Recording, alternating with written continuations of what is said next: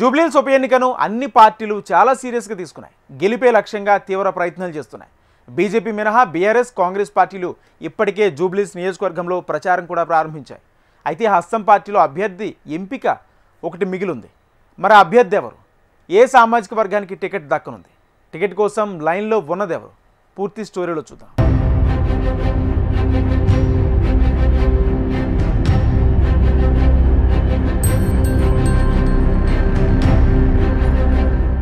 జూబ్లీహిల్స్ ఉప ఎన్నికలో గెలుపే లక్ష్యంగా అన్ని రాజకీయ పార్టీలు ఎవరికి వారు వ్యూహాలు రచిస్తున్నారు. 21 నెలల తమ ప్రభుత్వ పాలనలో అమలు చేసిన సంక్షేమ, అభివృద్ధి కార్యక్రమాలను జనాల్లోకి తీసుకువెళ్లి ఉప ఎన్నికల్లో గెలవాలని కాంగ్రెస్ పార్టీ చూస్తుంటే, ప్రతిపక్ష పార్టీలు మాత్రం కాంగ్రెస్ అధికారంలోకి వచ్చి 2 ఏళ్లు కావస్తోన్నా ఇచ్చిన హామీల్ని ఇప్పటికీ అమలు చేయలేదని ప్రధాన ప్రచారాస్త్రంగా సంధిస్తున్నాయి.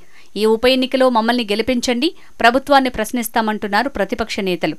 ఇలా అధికార ప్రతిపక్ష పార్టీల మధ్య ఇప్పటికే మాటల యుద్ధం నడుస్తోంది.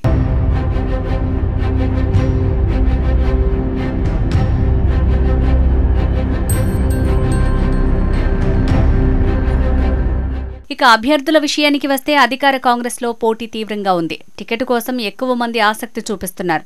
కానీ పార్టీ మాత్రం టికెట్ ఎవరికి ఇవ్వాలనే అంశంపై తీవ్రంగా కసరత్తు చేస్తోంది. ఆశావాహులు ఎవరున్నారో వారిపై సర్వేలు చేస్తున్నారు. సర్వేలో ఎవరు మొదట నిలిస్తే వారికి టికెట్ ఇవ్వాలని కాంగ్రెస్ పార్టీ భావిస్తోంది.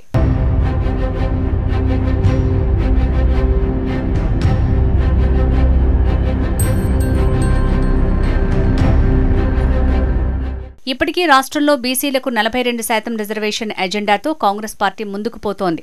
దీంతో జూబ్లీహిల్స్లోనూ బీసీలకే టికెట్ ఇస్తారనే ప్రచారం జరుగుతోంది. దీంతో బీసీ కోటాలో టికెట్ ఆశిస్తున్న వారి సంఖ్య పెద్దగానే ఉంది. ఇందులో నవీన్ యాదవ్, అంజన్ కుమార్ యాదవ్, అలాగే మాజీ కార్పొరేటర్ మురళీగౌడ్, మాజీ మేయర్ బొంతు రామ్మోహన్ రేసులో ఉన్నారు. ఒకవేళ బీసీ సామాజిక వర్గానికి టికెట్ ఇస్తే వీరిలో ఒక్కరికి ఇవ్వాలి.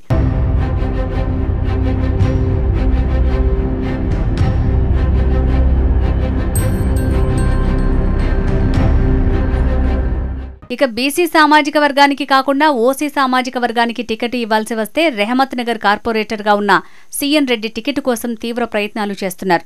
మొదట మాజీ ఎంపీ రంజిత్ రెడ్డి పేరును కూడా పార్టీ పరిశీలన చేస్తున్నట్లు సమాచారం. తర్వాత ఆయన పోటీపై విముఖత చూపడంతో రంజిత్ రెడ్డి పేరు పక్కకు జరిగింది. అయితే అధిష్టానం ఆలోచన ఎలా ఉన్నా అయితే ఆశావాహులు మాత్రం టికెట్ కోసం తెర వెనుక గట్టి మంత్రాంగమే నడుపుతున్నారు. రాష్ట్ర నాయకత్వం దృష్టిలో పడేందుకు నియోజకవర్గ వ్యాప్తంగా భారీగా పోస్టర్లను ఏర్పాటు చేస్తూ తాము రేసులో ఉన్నామనే మెసేజ్ని పంపుతున్నారు.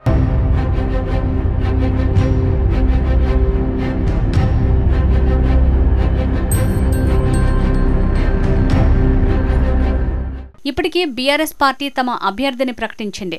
దివంగత నేత మాగంటి గోపీనాథ్ సతీమణికి టికెట్ కన్ఫర్మ్ చేసింది. సానుభూతితో పాటు వరుసగా 3 సార్లు ఎమ్మెల్యేగా మాగంటి చేసిన అభివృద్ధి తమకు కలిసొస్తుందనే నమ్మకంతో ఉంది కారు పార్టీ.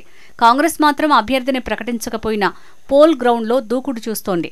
ఇప్పటికే ఇన్ఛార్జీలుగా ఉన్న 3 మంత్రులు విస్తృతంగా పర్యటిస్తూ అభివృద్ధి పనులకు శంకుస్థాపనలు చేస్తున్నారు.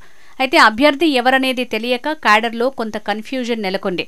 చూడాలి మరి కాంగ్రెస్ కేవలం బీసీలకు 42% రిజర్వేషన్లు అనేది నోటి మాటలేనా, లేక జూబ్లీహిల్స్ ఉప ఎన్నికలో టికెట్ ఇస్తుందా అనేది.